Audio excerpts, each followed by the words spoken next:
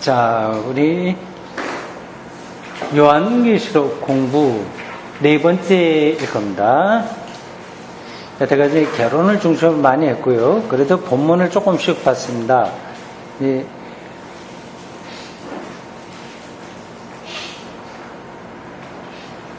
요거를 이제 결론적인 것 그리고 어떤 개념적인 것 그거는 기회가 되는 대로 계속 좀 보겠어요. 그러나 이제 앞으로는 본문을 조금 더 충실하게 보도록 하겠습니다. 요한계시록 1장 보십시오. 우리가 지난번에 1장 1절에서 20절까지 한 번씩 반 나눠서 다 봤습니다.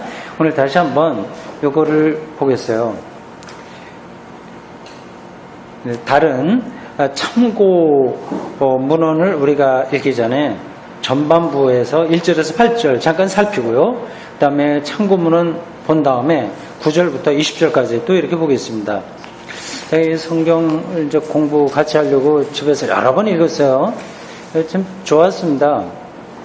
읽을 때마다 이게 점점 많은 것을 우리들에게 얘기를 해줘서요. 이거는 끝이 없다. 그렇게 생각이 듭니다.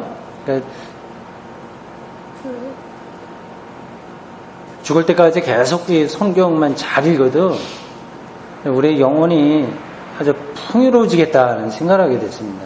여러분도 마찬가지죠. 1절부터 8절까지 교독해서 읽겠습니다.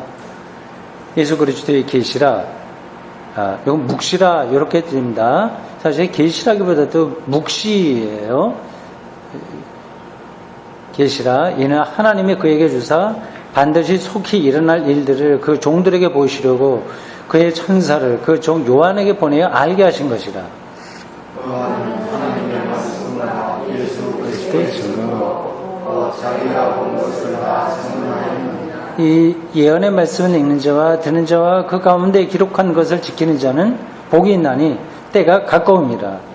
영원한 아시아에 있는 일곱 교회에 있는 자는 이제도 계시고 전에도 계셨고 장사하시리라. 그 여자 있는 일곱 병과 또 충성된 증인으로 죽은 자들 가운데에서 먼저 나시고 땅의 임금들의 머리가 되신 예수 그리스도로 말미암아 은혜와 평강이 너희에게 있기를 원하노라. 우리를 사랑하사 그의 피로 우리 죄에서 우리를 해방하시고 그의 아버지 하나님을 위하여 우리를 나라와 새 사람으로 삼으신 그에게 영광과 능력이 세세토록 있기를 원하노라. 볼지어다 그가 구름을 타고 오시리라. 각 사람의 눈이 그를 보겠고 그를 찌른 자들도 볼 것이요 땅에 있는 모든 족속이 그로 말미암아 애곡하리니 그러하리라. 아멘. 주 하나님 이르시되 나는 알파와 오메가라. 이제도 있고 전에도 있었고 장차 올 자요 전능한 자라 하시더라. 아멘.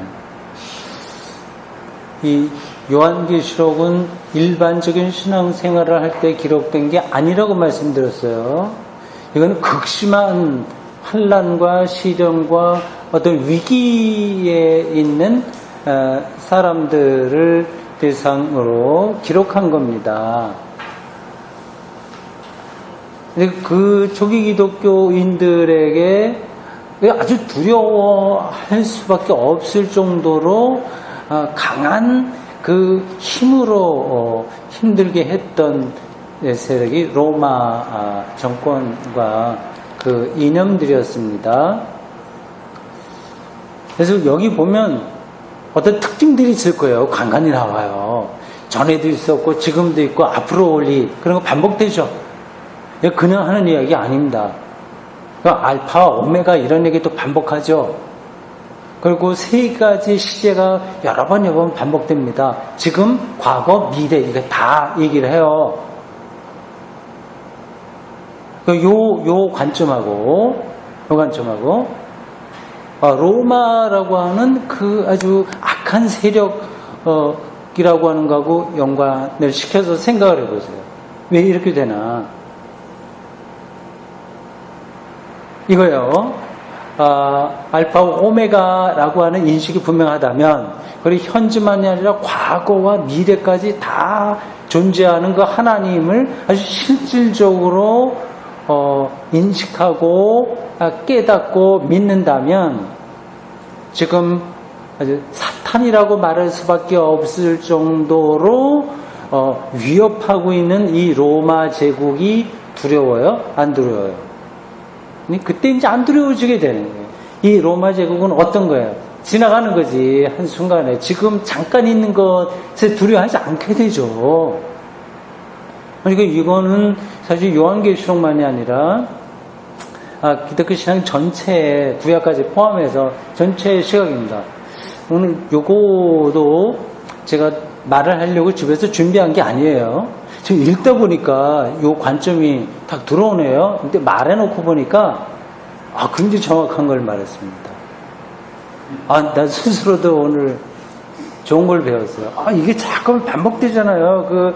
이제도 있고 과거에 있었고 미래도 오는 존재하실 거다 하면서 알파 오메가 이제 그런 형식의 표현들이 우리가 안 읽은 뒷부분에도 나오고 아주 그게 쭉 이 요한계시록을 관통하고 있는 사상입니다. 종말까지 이르는 이 우주적인 생각이 그 요한의 머릿속에 가득한 거예요. 그러니까 지금 깡패 가지고는 이 로마 이게 무슨 거죠? 그러니까 아무리 얘네들이 뭐 이렇게 말하고 사실은 로마가 깡패는 아니었습니다. 세련됐어요. 세련된 게 다 선한 게 아니에요. 그게 또 악해요. 합법적으로 악을 저지르거든요. 어쨌든 이게 로마의 극한 그 박해 속에서 하나님이 어떤 분이라고 하는 것을 정확하게 이야기하고 또 그런 관점에서만 그 시련을 극복할 수 있어서 설명하는 겁니다. 그리고 이제 가면서 여러 가지 상징들이 많이 나와요. 뭐 바다에서 뭐 용들이 나오고 뭐 좀 사탄과 비슷한 것들이 있고 또 뭐 14만 4천이라고 하나님의 어린 양이 그 안에 거하는 선택받은 사람들 뭐 그런 등등 그리고 새하늘과 새 땅에 대한 환상들 그런 것들이 우리의 영혼 속에 이렇게 가득 들어있어야 그런 요한계시록을 받아볼 사람들만 아니라 오늘도 여전한 거예요, 사실은. 그거 없으면 그러니까 창조와 종말을 전체를 이렇게 관통해가고 그거를 이끌어가는 그 하나님에 대한 그런 우리의 인식과 경험이 없다면 오늘 우리의 실존적인 삶도 완전히 두려움에 떨어지거나 아니면 여기에 완전히 이 속에 빠져들거나 여기에 이제 일상의 과잉으로 떨어지거나 그렇게 되는 거죠.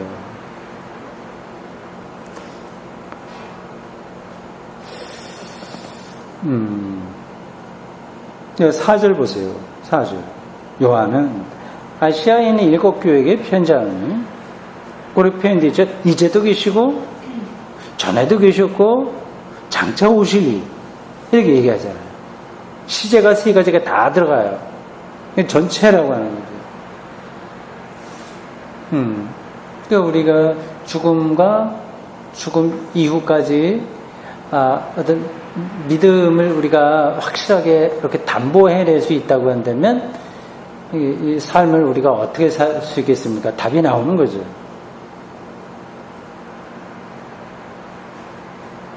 네, 5절 한번 보십시오.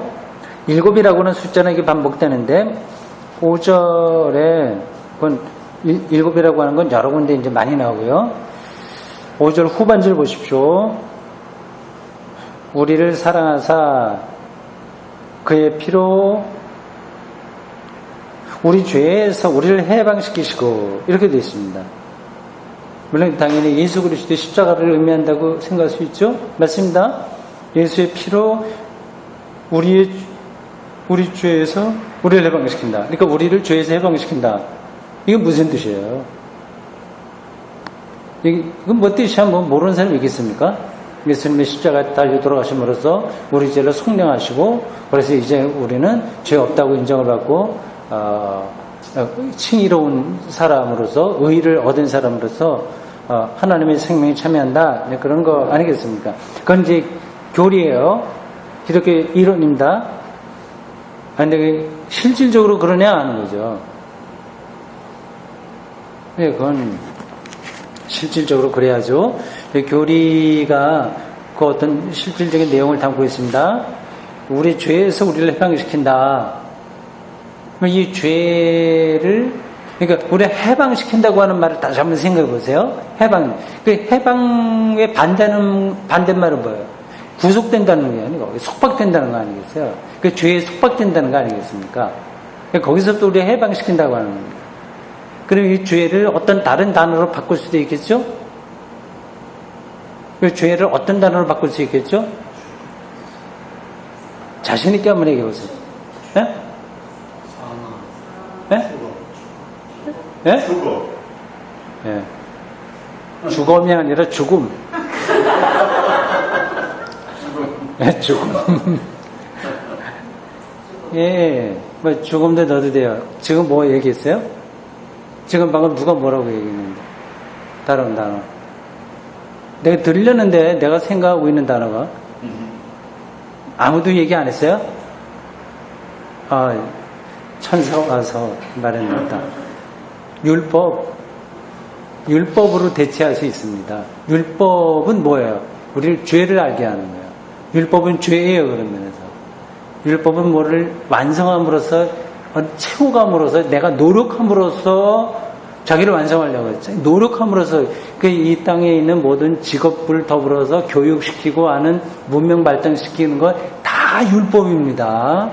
이렇게 이게 다 좋은 거예요. 근데 그게 죄라니까. 그걸로 완성이 안 되는데 거기에 묶이게 되면 죄가 되는 거예요. 죄는 그렇게 야 이건 굉장히 선한 거야. 이건 악한 거야겠다 구분이 되는 게 아닙니다. 선한 방식으로 자기를 채우려고 하면 그게 죄가 되는 거예요.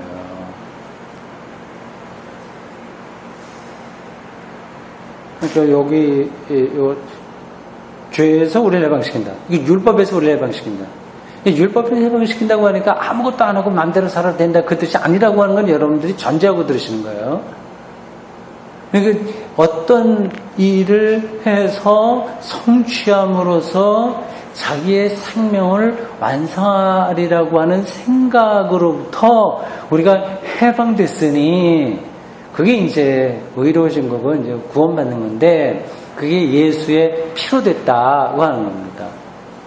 예수의 죽으심으로 율법이 이제 무효화된 거고 예수를 믿음으로 더 이상 나의 노력으로 나를 완성하는 것이 아니라 예수를 믿음으로 하나님이 나를 의롭게 한다고 그렇게 기독교 교리가 말하고 있는 겁니다. 이건 허튼 소리가 아니에요. 허튼 소리가 아닙니다. 일종의 칭의론이라고도 할 수 있고요. 이 죄론, 인간론이라고 할 수 있는데 이게 기독교 교리지만 뭐 불교에서 얘기하는 해탈 그런 거하고도 연관시켜서 말할 수 있습니다. 자유로워지는 해방되는 어떤 세계에 들어가는 거니까요.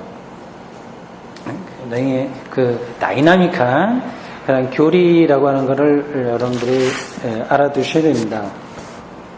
그의 피로 우리 죄에서 우리를 해방시키시고 이렇게 쭉 나와 있어요. 7절 보십시오. 볼지어다 그가 구름을 타고 오시리라. 이런 구절 읽으면 어떤 생각이 떠오릅니까? 예수가 이제 재림하실 때 그 얘기인데 구름 타고 온다고 하는 게 뭐예요? 실제로 그런 건 아니겠죠. 손오공이나 그런 거 하지 누가 구름 타고 예수가 오시겠습니까? 옛날 사람들은 그런 식으로 세계를 이해한 거예요. 그런데 아직 그 구름 타고 온다고 하는 것은 하늘에서 오신다고 하는 그런 말이고요. 예수님은 승천했다고 하는 것은 바로 은폐된 생명의 세계로 들어가셨다. 종말에 완성될 그 생명의 세계로 미래의 생명으로 들어가셨다. 그 얘기입니다. 근데 이런 설명들이 여러분들에게는 좀 너무 신학적이고 관념적으로 들리게 될 텐데 미안합니다. 그걸 제가 더 구체적으로 설명하지 못하는데요. 그런 걸 자꾸만 들어보십시오. 일단 단어를. 확 지금 와 닿지 않는다고 하더라도 공부를 쭉 하다 보면 어느 순간에 그게 실질적으로 느끼게 되는 때가 오게 될 겁니다. 그러니까 구름 타고 오신다고 하는 것은 미래의 생명의 세계에 이미 가 계셨고 종말에 가 계시고 그 종말이 오늘 우리의 삶으로 들어온다. 네, 그렇게 생각하시면 되겠습니다. 각 사람의 눈이 그를 보겠고, 이렇게 아주 보편적이다, 이거죠. 보편적이다. 그를 찌른 자도 볼 것이요 땅에 있는 모든 족속이 그런 말미암아 애곡하리니 그러하리. 됐습니다. 8절 보십시오. 여기 전반부의 마지막 구절입니다. 주 하나님이 이르시되 나는 알파와 오메가라. 처음과 나중이야죠. 이제도 있고 전에도 있었고 장차 올 자여 전능한 자라. 이 8절도 꼭 여러분들 외워두십시오. 대단합니다. 알파 오메가, 빅뱅이라고 하는 그러한 것보다 더 먼저 존재하신, 그러니까 우리가 도저히 상상할 수 없을 정도의 그 태초 넘어, 아니면 넘어라고 말로도 다 해명이 안 되는 더 근원, 그때이며 아주 마지막 이 모든 우주가 해체돼서 새로운 시간과 공간을 넘어서는 때까지 이르는 하나님이라고 얘기하는 겁니다. 너무 아득하죠, 이런 표현들이요. 지금 우리 한 90년 정도 사는데 그렇게 너무 긴 이야기 그러지 말고 지금 여기서 어떻게 잘 사냐 그런 거 얘기해야지, 그렇게 생각할 수도 있습니다. 근데 그런 것들을 생각해야 지금을 잘 살 수 있는 거예요. 하나님이 어떤 분이냐라고 하는 것을 정확하게 이해해야 그 다음에 이제 누가 안 가르쳐줘도 어떻게 살아야 되죠, 그게 이제 나오는 거죠. 알파 오메가라 알아. 이제도 있고 전에도 있었고 장차 올 자예요. 아까 말하는 겁니다. 이거 8절 외워두세요. 이제도 있고 전에도 있었고 장차 올 자예요. 우주 전체의 차원에서만 해명될 수 있는 하나님이라고 하는 겁니다. 바로 그런 분에게만 전능이라고 하는 말을 붙일 수 있는 거예요.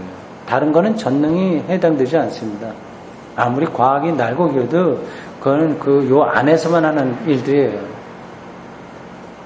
자, 이러한 하나님을 요한계시록을 받아볼 사람들이 딱 눈을 떴다면 그 하나님에게 아까 말씀드린 대로 자기들 박해하고 있는 로마 황제를 비롯하여 그 권력과 그리고 아주 세련돼 보이는 그러면서 하나님을 부정하고 그리스도인들의 신앙을 왜곡되게 만드는 로마 그 힘에 굴복하겠어요, 안 하겠어요? 그제서야 이제 되는 거죠.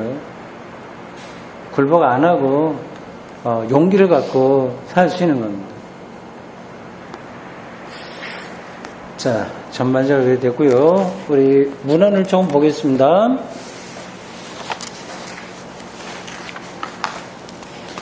오늘 새로운 문건 2장 드렸습니다. 13번이라고 되어 있는 거는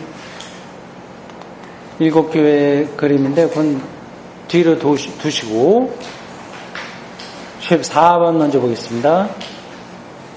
독일 성서 공회 해설이 이렇게 첨부되어 있는 성경전서, 그 안에 나와 있는 요한계시록에 대한 해설입니다. 이제 간단하게 요약을 잘 해주고 있어요. 제가 몇 주에 걸쳐서 같이 읽은 거는 아주 옛날 번역이라서 좀 투박합니다. 약간 오역 비슷한 부분도 있고, 근데 요거는 잘 돼 있습니다. 글자도 좀 이렇게 적당히 크네요. 근데 원래는 작은 것이었었는데 제가 확대 복사해서 큽니다. 봅시다. 성경의 마지막 책인 요한계시록은 시련을 당하는 그리스도인들을 위한 위로의 책이며, 위로의 책.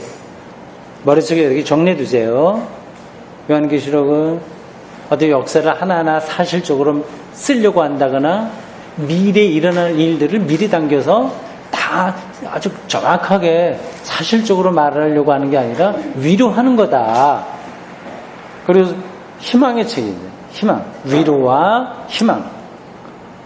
생각하십시오. 위로와 희망이에요. 이 책의 본래 목표는 고난과 박해로 공경에 처해 있는 소아시아의 교회들에게 소아시아의 교회들에게 반드시 속히 일어날 일을 말하라는 것이다. 소아시아 교회예요. 그래서 이 요한이라고 하는 이름 사람이 어디 지역 출신인지 제가 말씀드렸죠? 어디죠? 바로 이 소아시아에서 이렇게 상당히 그 당시 명망가 지도자였을 것으로 추정이 됩니다. 거기서 꼭 13쪽 그 문건으로 돌아가십시오. 그거를 그림 지도를 확인하고 넘어가는 게 좋겠습니다. 소아시아에 있는 7교회입니다. 소아시아 7교회. 여러분 그 그림 보십시오. 가운데 있는 게 지중해예요. 오른쪽에 유대가 있고요. 가이사랴, 예루살렘, 다메섹 이렇게 있고요. 저기 있습니다.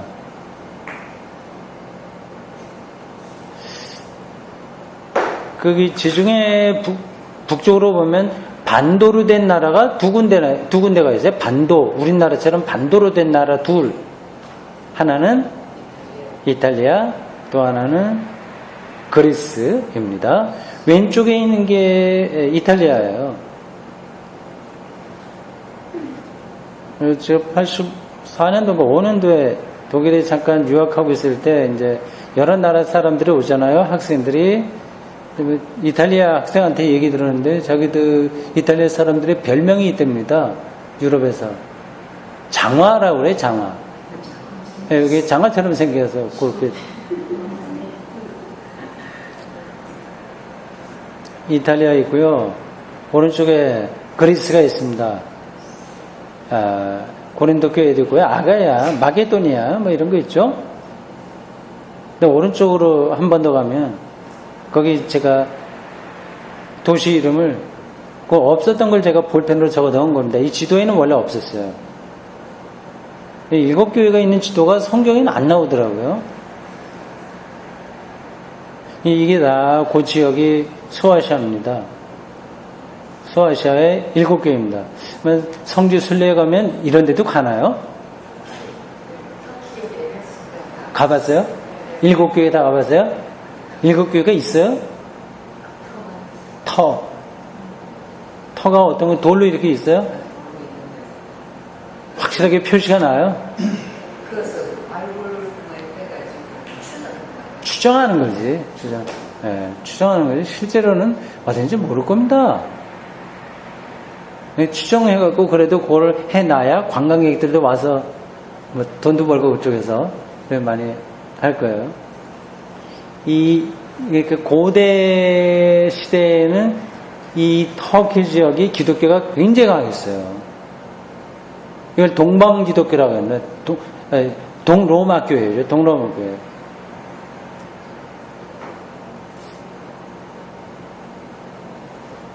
근데 그쪽 지역이 왜 이슬람 교회에 빨리 함락됐나?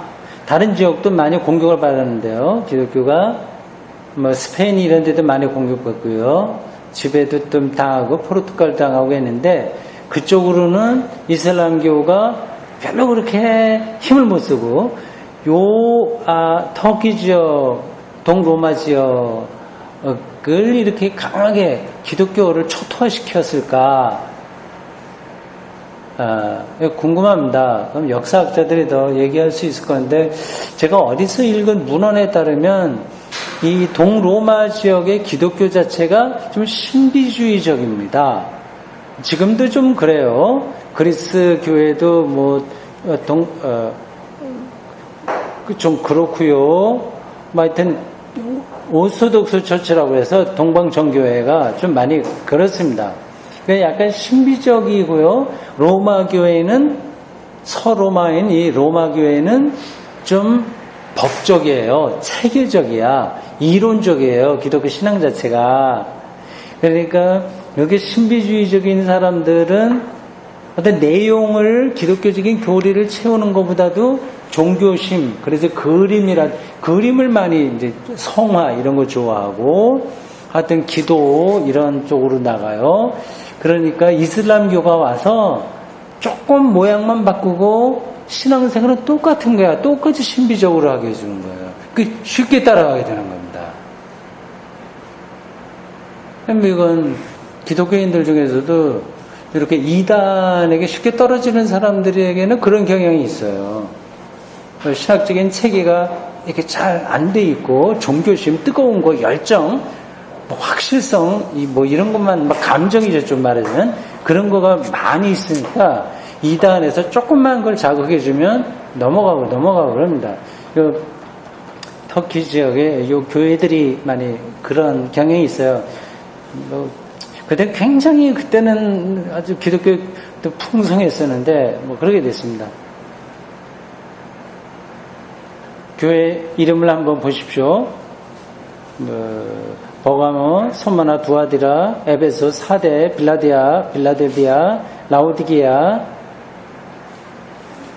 버가모까지 오른쪽에 4개 교회가 있고요. 왼쪽에 3개 교회입니다. 버가모, 왼쪽에 있는 거 보세요. 버가모, 소모나, 에베소. 그 다음에 다시 오른쪽으로 두아디라, 사데, 빌라델비아, 라오디게아 이렇게 있습니다. 그렇죠. 예. 저는 여기 가보지 못했어요. 성지 순례를 관심이 없고 해서 안 갔습니다. 예.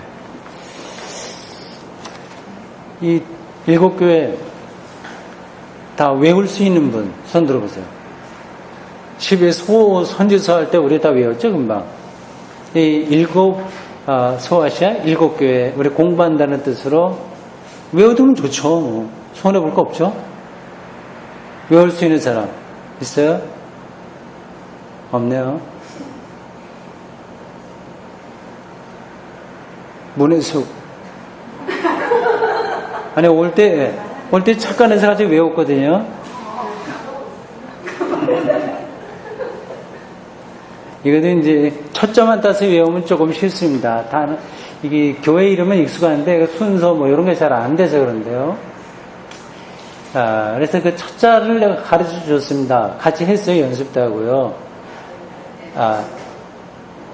에서버두 사빌라.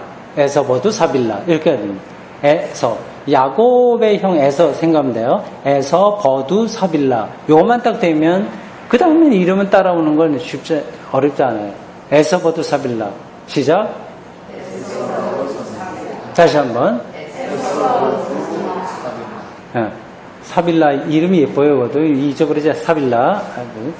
에서버두 4개예요. 사빌라. 에서버두 사빌라. 이렇게 합니다. 에서버두 사빌라. 그 머릿속에 넣고 이름을 외워봅시다. 에베소, 서머나, 버가모. 그 다음에 두니까 두아디라, 사데에, 빌라델비아, 라오디게아. 한두 번 더 하면 다 외우겠죠. 에서버두 사빌라. 내가 하면 뭐 해보세요.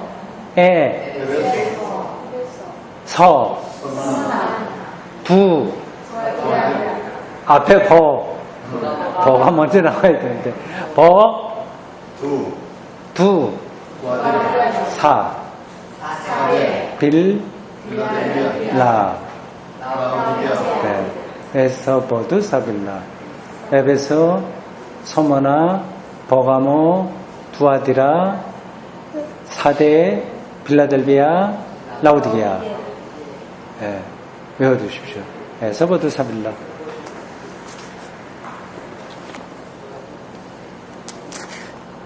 자, 우리 문건으로 다시 돌아가겠습니다. 소아시아 교회들에게 반드시 속히 일어날 일을 말하는 것이다. 그 우리 그림에서 본 바로 그겁니다. 그 교회들이에요. 이 위로의 소식을 전개하기 위해서 요한계시록은 이해하기 어려운, 좀 쉽게 하지, 어려운 상징 언어를 자주 이용한다. 이 상징 언어는 구약 성경 가운데서 비교적 근래에 쓰여진 문서들 있어요. 근래에. 그러니까 기원전 뭐 한 3세기, 2세기 이럴 때요. 근래 쓰여진 문서들에서 그리고 이들과 관련된 후기 유대교의 저서들 이른바 묵시문학 문서들 그러니까 후기 유대교 저서들에는 묵시문학이 많은 거예요. 이게 바로 요한계시록과 같은 거를 묵시문학이라고 합니다. 다니엘 같은 거 보세요. 거기도 여러 가지 상징들이 많이 나오잖아요. 어떤 거인 신상 이런 거요. 머리는 무슨 정금으로 되고 뭐는 뭘 청동으로 되고 가슴은 철로 되고 다리는 뭐로 되고 발은 흙과 뭘로 되고 이렇게 그런 것들을 봐요. 이제 그런 거를 어떤 이제 사람 목사들은 그걸 바로 우리 현대 역사하고 계속 연관시켜서 공산주의하고 민주주의를 갖다가 그 다니엘서에 나와 있는 그 신상을 설명하려고 합니다. 그건 말이 안 되는 거죠. 기본적으로. 하여튼 근데 묵시문학으로 오면서는 근데 유대교 문학 이게 바벨론 묵시문학이 어디서 시작했는지는 간단해요. 바벨론 포로입니다. 가장 그러니까 이 요한계시록이 로마의 극한의 시련 가운데에서 나온 것처럼 묵시문학도 바벨론 포로라고 하는 아주 혹독한 역사적 배경에서 나온 거예요. 성경은 다 그런 배경이 있습니다. 그러니까 그럴 때는 정상적으로 글을 쓰면 돼요, 안 돼요? 안 되거든. 그러니까 다른 사람이 알아보지 못할 말로 그렇게 쓸 수밖에 없어요. 그렇게 극단의 상징을 말할 수밖에 없었습니다. 그러니까 바빌론 포로 이후에 유대교가 계속해서 어려움으로 들어가니까 그러니까 묵시문학적으로 글을 쓸 수밖에 없습니다. 묵시문학이 상징을 쓴다는 형태만이 아니라 하나님이 직접 이 세계를 다스리는 때가 그 날이 곧 온다는 그 대망 거기에 들어있어요. 그래서 초기 기독교가 그들의 사상을 받아들이면서 조금이 아니라 상당한 정도로 새롭게 그거를 해석했습니다. 그게 기독교의 종말론이에요. 이 상징 언어는 그렇게 되어 있고요. 후기 유대교 저서들, 이른바 묵시문학의 문서들, 다니엘 그런 데서 보는 것 같은데 그런 데서 이미 사용되었다. 요한계시록이 상징 언어로 전하고자 하는 소식은 다음과 같이 요약할 수 있다. 그 요한계시록 읽을 때는 요거 지금 전하려고 하는 소식 다음과 같다고 하는 거 그걸 머릿속에 넣어 두셔야 됩니다. 자꾸 거기서 다른 걸 생각하려고 하면 안 돼요. 그러니까 유라한 것들이 들어있기 때문에 신약 성서로 들어왔지 그런 게 없었다면 요한계시록은 신약 성경에 들어올 자격이 없었어요. 하나님은 예수 그리스도 안에서 그의 통치 즉 그의 나라 바실레야예요. 그의 나라 바실레야를 시작하셨으며 이거 참 중요한 거예요. 이건 복음서도 다 이걸 말하고 있는 겁니다. 하셨으며 또 이와 더불어서 시작된 말세의 모든 공포 속에서도 하나님의 통치가 시작됐는데 더불어서 말세의 모든 공포가 와요. 그 예수를 통해서 왔는데 예수는 어떻게 죽어요? 십자가, 말세의 고통과 같은 그런 거죠. 저도 하나님은 예수 그리스도를 통해서 그 통치를 손안에 확고히 쥐고 계시며 마침내 새 하늘과 새 땅을 세우실 것이다. 요 대목은 여러분들 외워두셔도 좋습니다. 그냥 요한계시록만이 아니라 신약 성경 전체의 핵심 메시지입니다. 이런 것들을 말하려고 하는데 요한계시록 14장에 나오는 14만 4천을 우리 종파에 들어온 사람들만 선택한 거다 이런 식으로 가게 되면 참 요한계시록의 근본으로부터 멀어지는 거죠.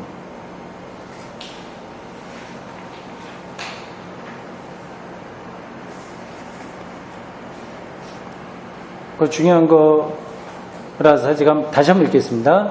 하나님은 예수 그리스도 안에서 그의 통치를 시작하셨으며, 그게 뭐냐 하는 건 늘 설교 때 얘기하는 거니까 여기서 반복하지 않겠어요?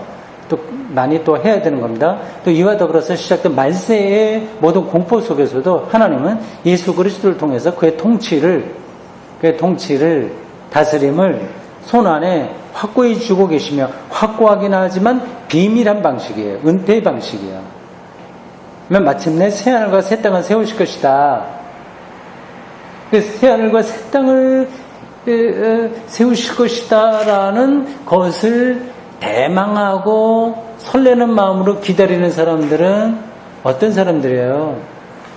너무 세상이 좋아서 여긴 떠나기 싫어하는 사람은 안 되는 겁니다.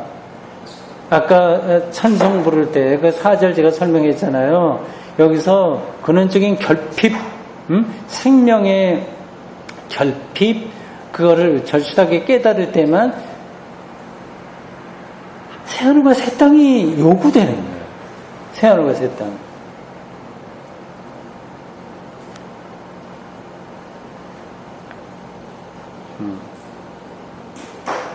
재밌으라고 한 말씀 드리면, 우리처럼 지하에서 예배를 드리는 교회만이 새하늘과 새 땅을 정말 간절하게 기다리는 거예요.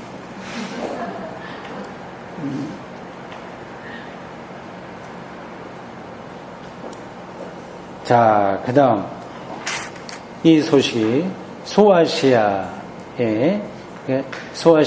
옛날식의 소아시아예요. 지금 우리 대한민국이 있는 여기를 아시아라고 그때는 생각하지 않았습니다. 대한민국이 일본이 있는지도 몰랐어요. 그때는. 네, 이 터키지요. 요걸 소아시아라고 그랬습니다. 저쪽 이탈리아나 그리스 아니면 프랑스 그쪽에서 볼 때 그게 이제 아시아죠. 아시아의 7교회에 보낸 소아시아라고 해서, 근데 그럼 대아시아도 있다는 얘기인가? 대아시아는 뭐 인도 정도 생각했을지 몰라요. 인도까지는 알았을 거예요. 네. 7교회에 보낸 하나의 방대한 편지에서 전개된다. 선견자 요한은 선지자라고 하는 뜻이죠. 오늘 이걸 기록한 사람이 일단 이름을 그렇게 붙이는 겁니다. 요한은 먼저 독자들에게 자기의 신빙성, 내가 신원이 탄탄하다고 하는 것을 제시합니다.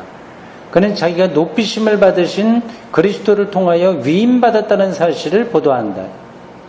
1장에 나오는 이야기예요. 뒤이어 아시아에 있는 7교회에 보내는 편지가 나온다. 이제 다음 주부터 우리가 2장에 들어가게 되는데, 구체적으로 우리가 아까 외웠던 그 교회 하나하나 다 다루게 됩니다. 그 다음에 미래의 사건들에 대한 예견이 전개됩니다. 이 사건들은 늘 새로운 상징으로 묘사됩니다. 상징. 여기서 7이라는 숫자의 연속적인 사건을 구성하는데 여러 번 사용된다. 7이라고 하는 숫자가 특별한, 구약에서 이게 큰 의미가 있는 거니까요. 12라고 하는 것도 큰 의미가 있고요. 있습니다. 7이라고 하는 숫자가 여러 번 사용됩니다. 7편지 외에 7인 도장이죠. 인 찍겠다고 할 때 그거요. 7 나팔. 인은 6에서 7장. 7 나팔은 8에서 9장, 그리고 7 대접이 15장, 16장입니다. 이로써 하나님이 정해놓은 모든 사건의 한도가 지시된다. 공포가 절정에 달하고 박해가 극도에 이르렀을 때, 하나님을 대항하는 세상 권세는 멸망에 넘겨지게 된다. 그리스도가 심판하러 나타나실 것이며, 19장 11절, 21절, 어둠의 세력들을 멸망시킬 것이다. 이제는 새 예루살렘과 하나님의 새 세계, 거의 마지막 단락이죠.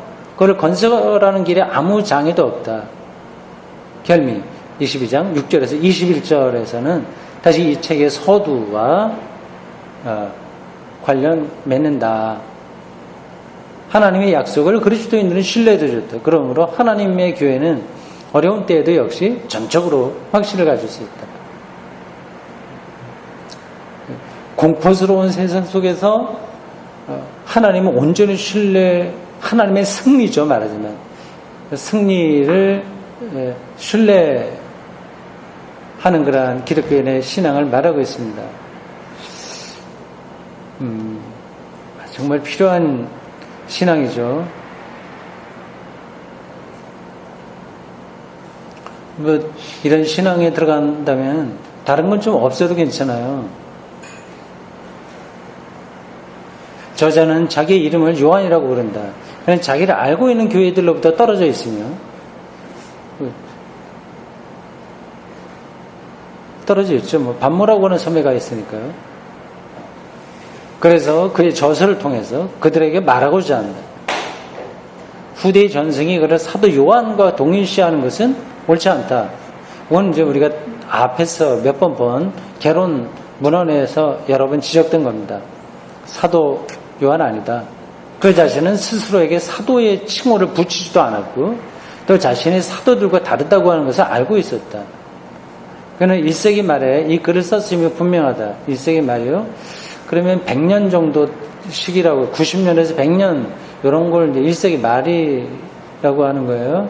이것도 더 후대일 가능성도 많은데 이건 이렇게 보내요. 뭐 정확하게는 우리가 잘 모릅니다. 이때는 도미티안 황제의 치하에서 도미티안 요게 맞을 거예요. 근데 요 치하 때에서 글을 쓰긴 쓴 거지만 그 후대에 있었던 이야기도 이제 들어왔을 거고, 그러니까 그 요한계시록 완성된 거는 조금 후대라고 봐야 될 것으로 생각이 됩니다. 복잡한 거니까 모르셔도 되고요.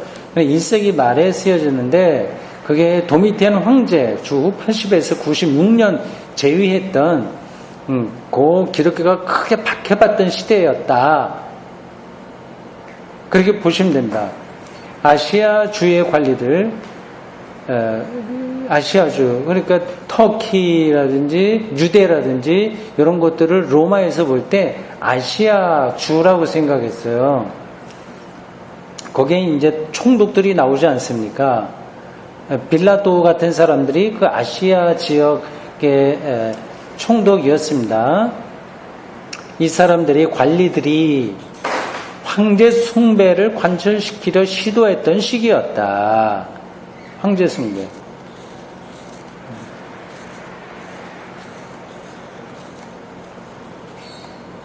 왜 이건 정치적인 거예요. 황제 숭배. 뭐 종교적인 의미가 있겠습니까?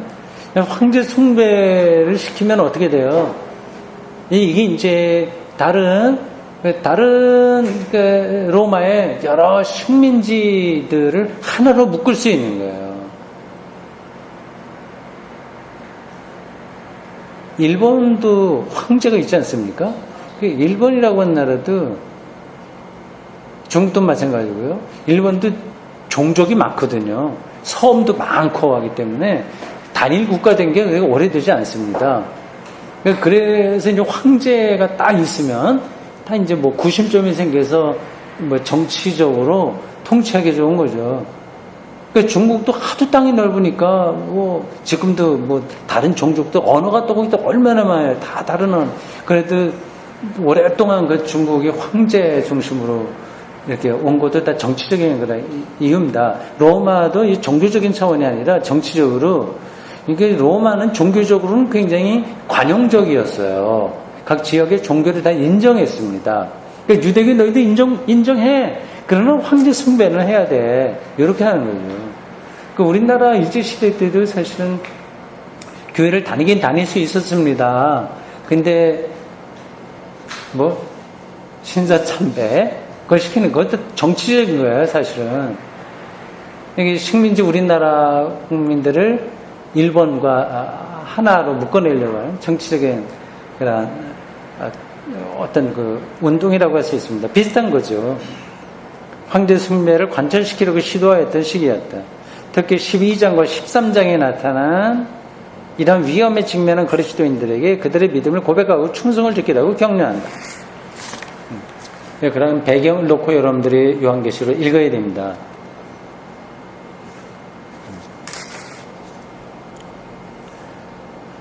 요한계시록은 그리스도를 만주의 주 만왕의 왕으로 증언하려고 한다.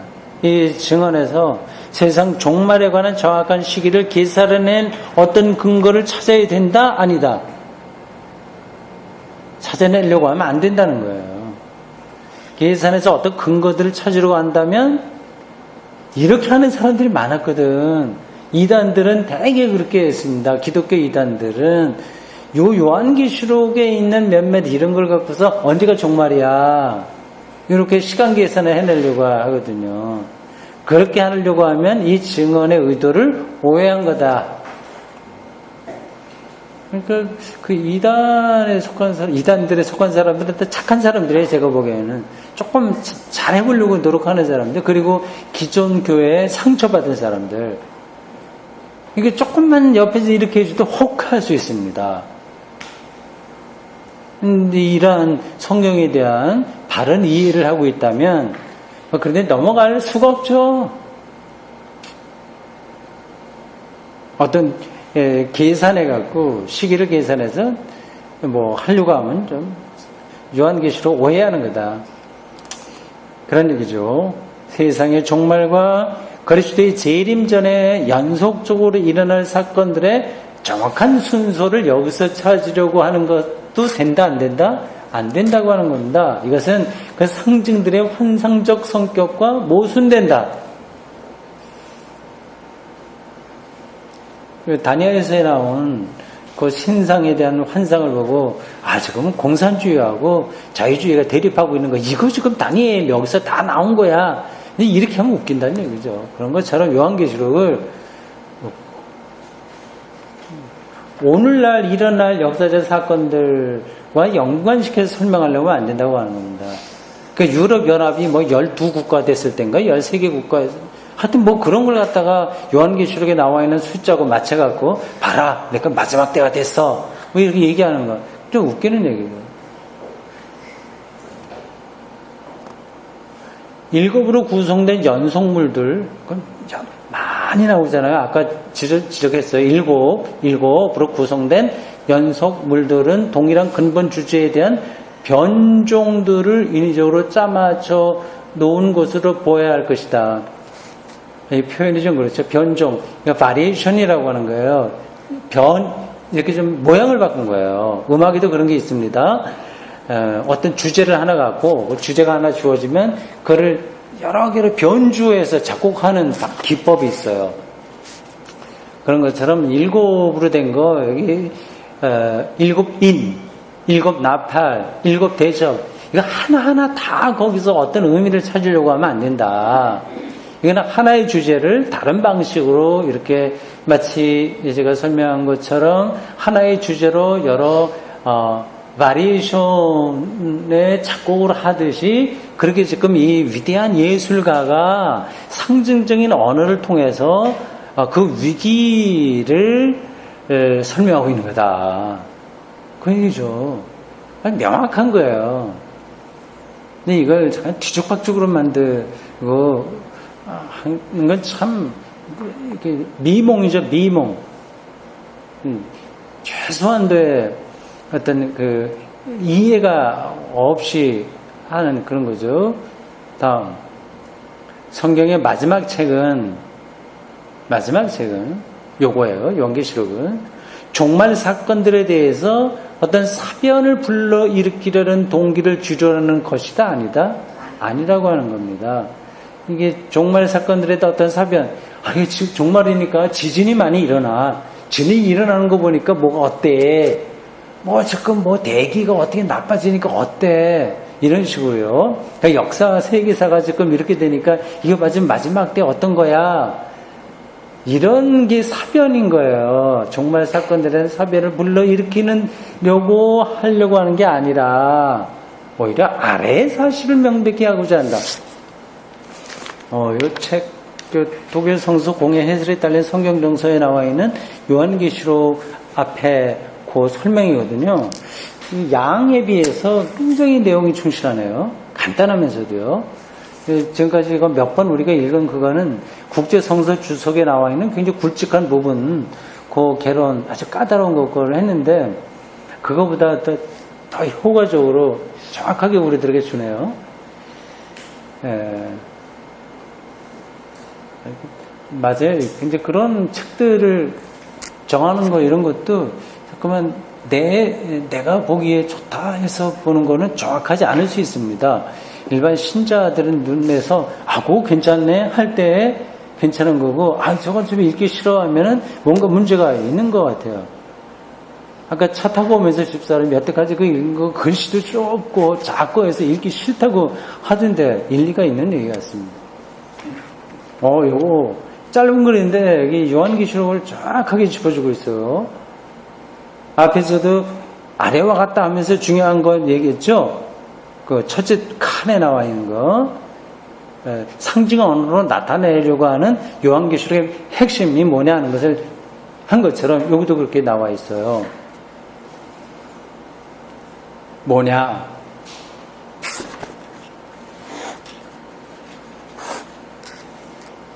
그리스도인들은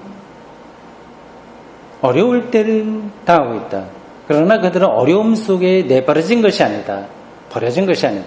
그들이 알아야 할 것은 처음과 마지막은 하나님과 그리스도께 놓여 있다는 사실이다. 알파와 오메가.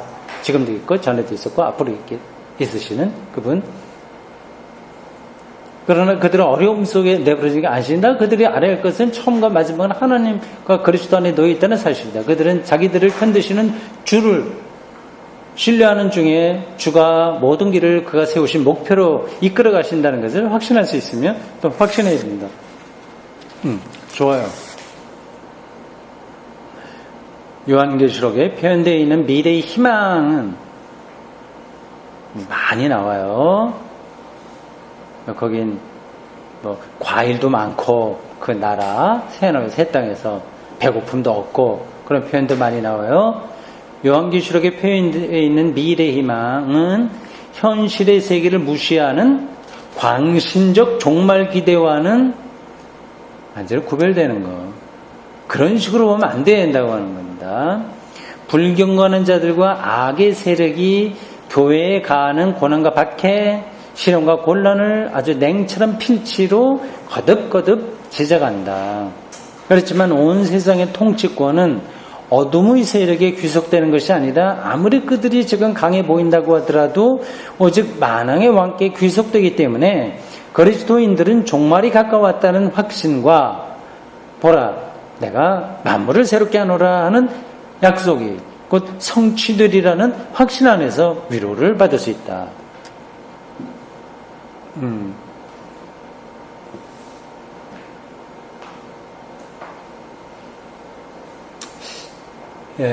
이 세상이 아무리 악하고 하더라도 거기에서 기독교인들은 겁먹지 말아야 되는 겁니다. 이미 그들은 굴복당한 거예요. 이렇게 표현되면 되게 두목은 없어졌어요 이미. 예수의 십자가 잔챙이만 남아있는 거예요. 근데 그런 것에 벌벌벌 떨고 세상을 살면 얼마나 초라하겠습니까? 보라 내가 만물을 새롭게 하노라. 로마 체제가 새롭게 하는 게 아니라 21세기 이 신자유주의와 이 경쟁력 만능주의의 이 물량적인 그리고 성장주의와 아주 돌진적인 이러한 시대 정신이 세상을 새롭게 하는 게 아니라 알파 오메가이신 하나님이 하나님의 방식으로 이미 예수 그리스도를 통해서 이루신 그 생명 사건을 이루신다. 그분만이 새롭게 하신다. 그거죠. 참 우리가 꼭 필요한 신앙적인 시각입니다. 그래도 그런 거는 그냥 신앙적인 거고 세상은 안 그렇게 돌아가는 것 같은데 그렇게 생각하면 안 됩니다. 그런 데서 이제 신앙의 내공이 달라지는 겁니다. 이런 보라 내가 만물을 새롭게 하노라고 하는 것에 자기 영혼이 다 담길 수 있는 사람이 있고요. 뭐 그럴까봐 그냥 그거는 종교적인 덕담이고 세상은 좋은데 취업해서 연봉 많아야 그게 살만 나는 건데 이렇게 생각할 수도 있어요. 뭐 세상에서 우리가 자꾸만 뒤로 이렇게 뒤처지자 그런 게 아니라 기독교 신앙의 본질이 뭔지 정확하게 우리가 이해해야 된다. 이제 그 말씀입니다. 자, 거기 마지막 장에 대한 구분이 나와요. 선견자 요한에게 주신 위탁 1장이고요. 7교회에게 보낸 편지 2장과 3장이고요. 7인 4장에서 7장, 7 나팔 8에서 11장, 용의 활약과 용을 이김. 이거 좀 찜찜하네. 내 이름과 연관돼서. 내 한자가 바로 이 용이거든요. 용용자. 이거 개명할 걸 계속 나는 이름 아무 상관없다 생각하고 하는데 요한계시록 이거를 내가 가르칠 줄이야. 사유하지 못하신 거 아닙니까? 그러네요. 용의 활약과 용을 이긴 12에서 14장 7 진노의 대적과 바빌론의 멸망. 이 바빌론은 뭐 당연히 로마를 가리키는 거죠. 시대적으로는 다르지만 제국이에요. 제국. 멸망 15장에서 18장.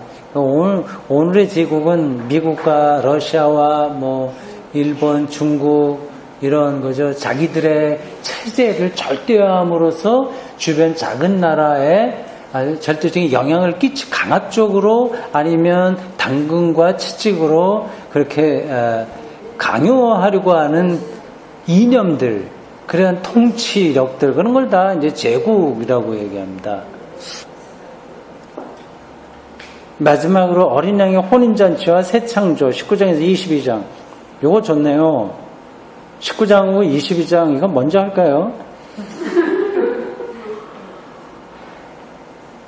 요건 나중에 우리가 보물 찾기 위해서 딱 보물 찾듯이 그 기대감을 갖고 내버려두고 하여튼 차근차근 가보도록 하겠습니다. 재밌겠죠?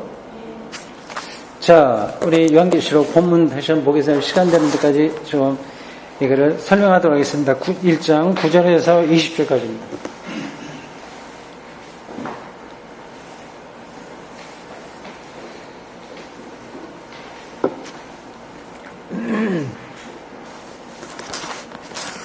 이것도 교독하겠습니다. 나 요한은 너희 형제여 예수의 환난과 나라와 참음에 동참하는 자라 하나님의 말씀과 예수를 증언하였으므로 말미암아 밤모라는 섬에 있었더니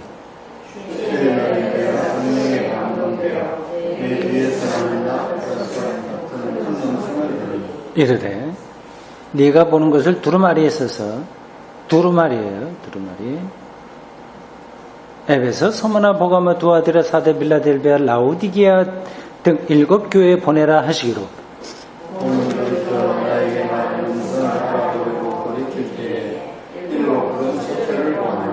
저때 사이에 인재 같은 이가 발에 끌리는 옷을 입고 가슴에 금띠를 띠고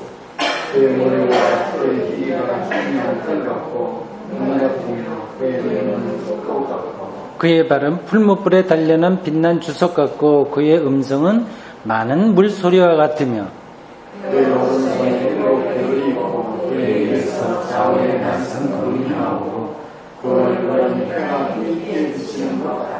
내가 볼 때에 그의 발 아래 엎드려 죽은 자같이 되매 그가 오른손을 내게 얹고 이르시되 두려워하지 말라 나는 처음이요 마지막이니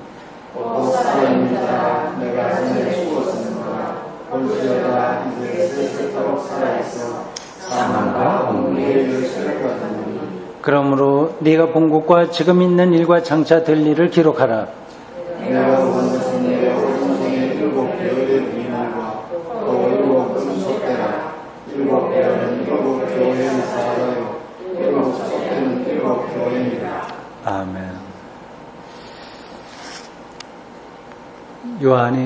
요한계시록을 쓰게 되는 이유 그리고 근거 그런 것들을 여기 설명하고 있습니다. 그랬을 때 명령을 받은 거예요. 밤모라는 섬에서 그렇게 받았습니다. 막 이런 데가 있으면 시인이라고 하면 어떤 시를 썼을 거고 화가라고 하면 또 그러한 그 상황과 자기의 어떤 비전, 예술가적 상상력 그런 걸 통해서 어떤 그림을 그렸을 것이고 엘리야가 불수리를 타고 하늘로 올라가는 뭐 그런 것도 그럴 수도 있고요. 그렇게 했겠죠. 근데 요한계시록은 요 묵시문학이라고 하는 방식으로 그 고난받는 기독교인들을 위로하기 위해서 저희가 받은 바 영감이죠. 영감. 이제 기록한 겁니다. 그게 그러면 정말 하나님에게서 온 게 아니라 그 사람의 어떤 영감, 뭐 그러면 그림이나 화가, 이 음악 작곡하는 사람들이나 아니면 소설가들이 하는 거하고 비슷하단 말이냐. 그럼 하나님이 직접 그들에게 어떤 걸 준 게 아닌가, 어떤 건가. 혹시 그런 질문이 나나요? 나요? 안 납니다. 나는 그냥 그대로 잘 이해가 됩니다. 해야 내가 그냥 지나갈 텐데 난다고 하니까 지금 설명하지도 않을 수도 없고요.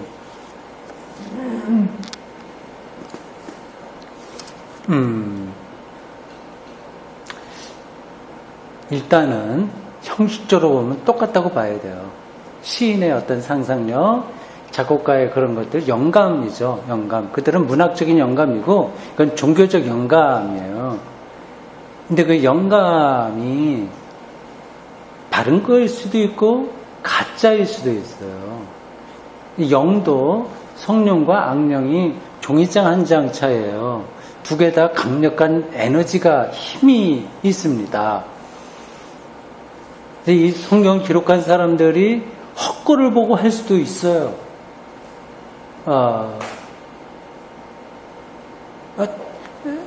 정말 그 진리 속에 들어가서 그렇게 쓸 수도 있어요.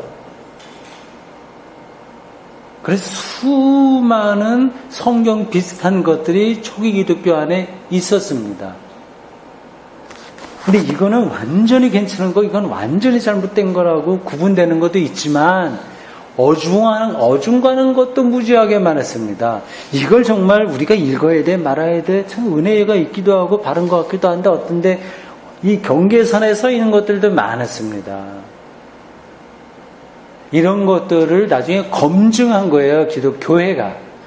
신학적으로 검증한 거죠. 그래서 이런 것들은 들어올 수 있어. 이건 아니야. 그렇게 해서 이제 성경이 된 겁니다. 그런 설명으로 대답이 다 됐는지 모르겠어요. 대충은 전달됐겠죠. 이렇게 조금 그래도 이거 중요한 거니까 한 번 더 설명하겠습니다. 목사가 설교할 때 설교문을 쓰고 막 이렇게 해서 말합니다. 똑같은 본문을 갖고도 이렇게 설교하는 사람이 있고 저렇게 설교하는 사람이 있어요. 그러니까 저의 경우라고 한다면 어쨌든 저는 정 목사가 설교할 때 저거 지 말하는 거야? 아니면 저희 영의 인도하심 따라서 하는 거야? 누구 베껴서 하는 거야? 어떻게 하는 거야? 궁금하지 않으세요?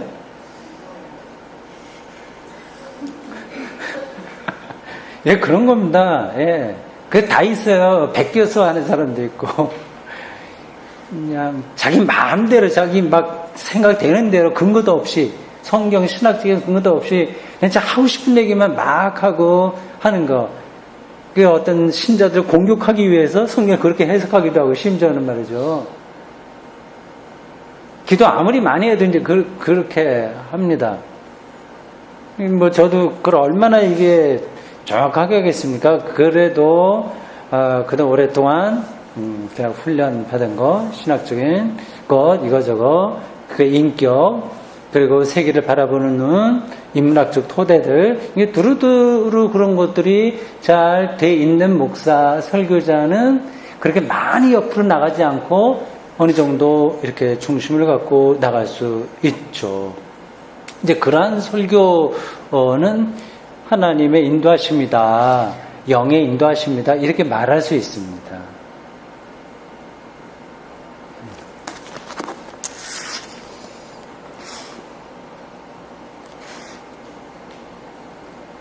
(10절) 보십시오. 주의 날에 내가 성령에 감동되어, 이렇게 나옵니다. 성령, 영이죠. 영에 감동돼요. 영도 이렇게 딱 눈에 보이는 게 아닙니다. 지난주에 설교에도 영, 그리스도의 영, 로마서 8장 11절을 근거로 해서 너희 죽을 몸을 살리시리라는 그러한 설교를 했습니다.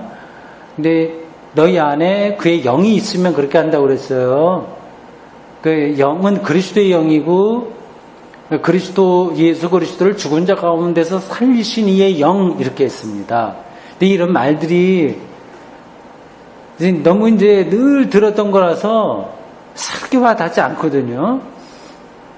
근데 그 어떤 걸 좀 새롭게 해야 돼, 이해를 해야 되는데 영이에요. 그래서 그 그리스도를 살리신 영, 그러니까 부활의 영인 거예요. 죽은 데서 부활의 영, 생명의 영입니다. 바로 그 부활의 영은 창조의 영이다. 그렇게 이제 쭉 제가 설명을 설교 시간에 했습니다. 그건 바로 영에 대한, 영이 뭐냐? 그런 것도 좀 설명을 했습니다. 그랬더니 이렇게 나팔소리가 들리고 뭐 7교회 이야기가 나오고요. 12절에 보면 7금 촛대를 보았는데 이건 당연히 뭐 교회를 7교회를 말하겠죠. 13절에 보면 촛대 사이에 인자 같은 이가 발에 끌리는 옷을 입고 가슴에 금띠를 띠고, 이제 인자라고 하는 거 인자 같은 이라고 그랬어요. 모양이 그렇다고 하는 거겠죠. 그 인자는 누굴 가리킬까요? 왜 그러죠? 근데 예수에 대한 칭호예요, 이건. 칭호. 예수는 자연인의 이름이에요, 예수. 여호수아라고 하는 이름하고 똑같은 겁니다. 발음만 다르게 하는 거지. 여호수 흔한 이름이에요, 유대인들에게는.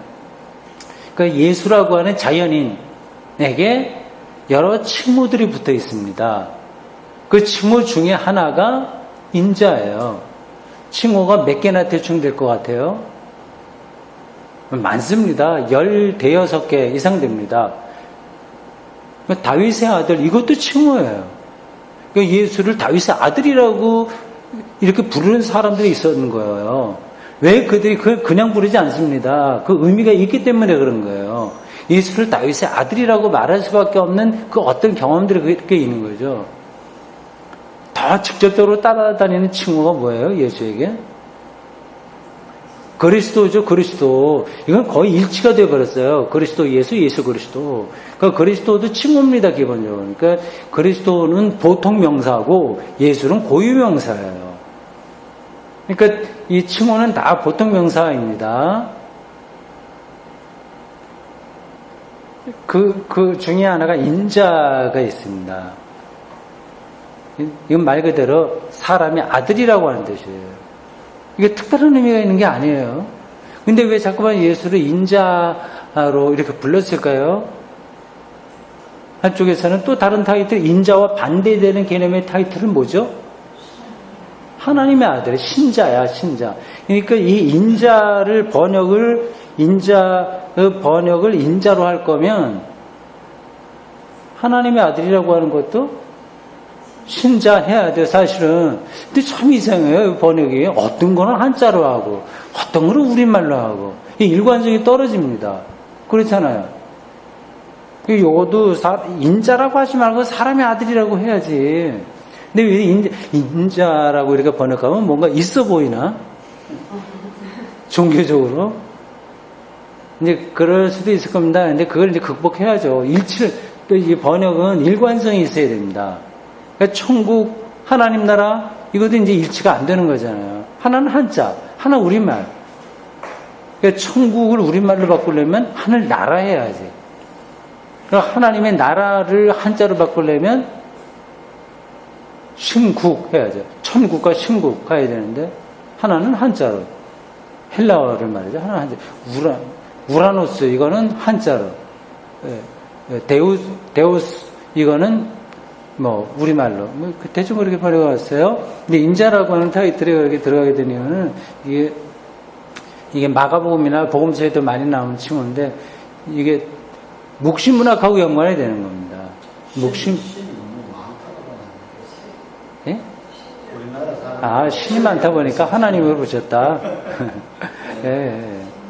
그러니까 내가 보기엔 인자도 사람의 아들 이렇게 하는 게 낫다는 거죠. 일관성을 지키기 위해서. 근데 요것만 이제 인자라고 해버리니까, 처음 읽는 사람이 이게 무슨 말인지 잘 모를 거예요, 인자하면.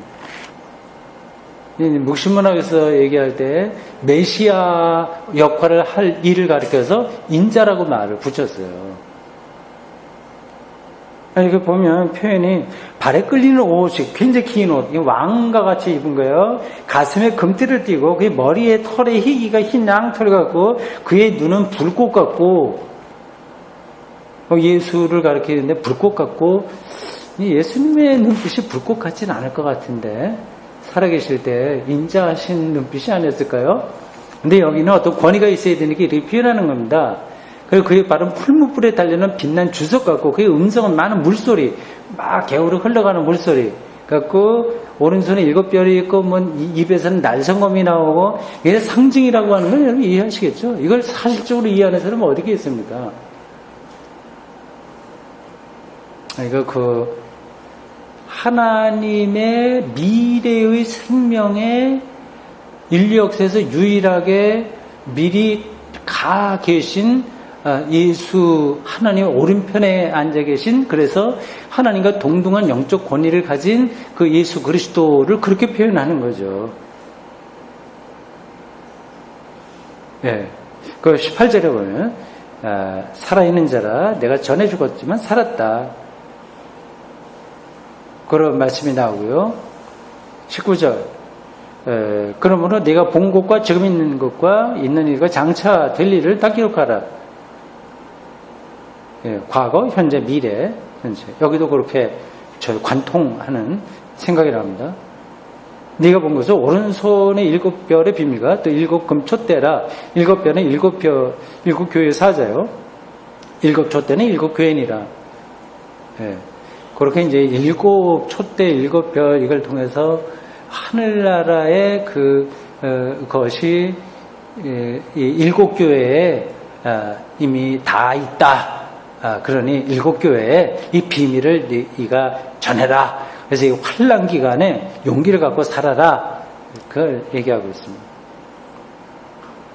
네, 다음 주부터는 우리 7교회 구체적으로 공부하도록 하겠습니다. 기도하겠습니다. 주님, 오늘 저희들 요한계시록 공부 4번째 잘했습니다. 성령께서 인도해 주셔서